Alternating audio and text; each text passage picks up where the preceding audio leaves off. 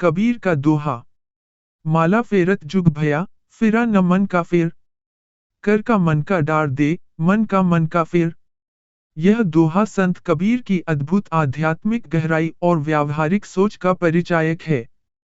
कबीर दास जी इस दोहे के माध्यम से धर्म के बाह्य आडंबरों पर कटाक्ष करते हुए सच्ची साधना की ओर संकेत कर रहे हैं।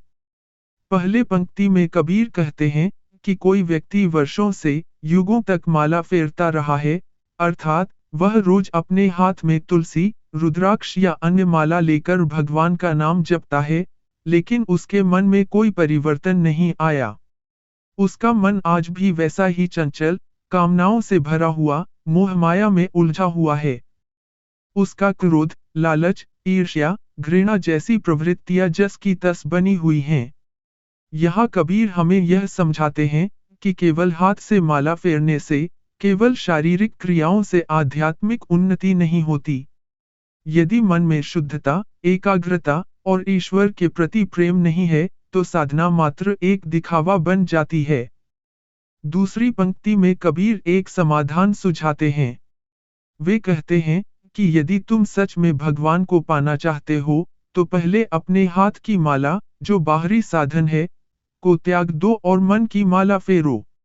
अर्थात, तुम्हारा मन ही असली साधना का केंद्र है। मन की चंचलता को साधो, उसे नियंत्रित करो, उसमें ईश्वर का स्मरण करो। यहाँ मन का फेरना का अर्थ है हर पल, हर सांस में ईश्वर का स्मरण करना, बिना किसी बाहरी दिखावे के, पूरी निष्ठा और भाव से। कबीर मानते हैं कि सच्ची भक्ति वह है जो भीतर से उपजे, न कि केवल परंपराओं या सामाजिक दबाव से की जाए। यह दोहा हमें सतर्क करता है कि केवल धार्मिक क्रियाएं करने से हम आध्यात्मिक नहीं हो जाते। यदि हमारे कर्म, विचार और भावनाएं शुद्ध नहीं हैं, तो पूजा पाठ व्यर्थ है। कबीर का यह दृष्टिकोण बहुत व्यावहारिक है।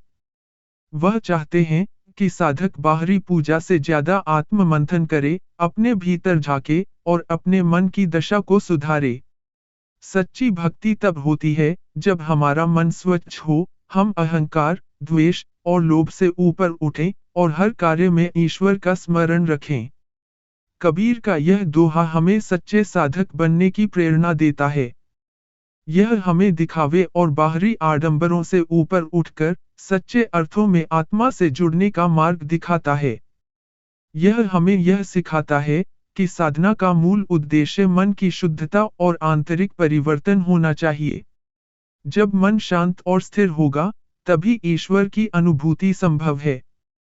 वीडियो को अंत तक देखने के लिए धन्यवाद।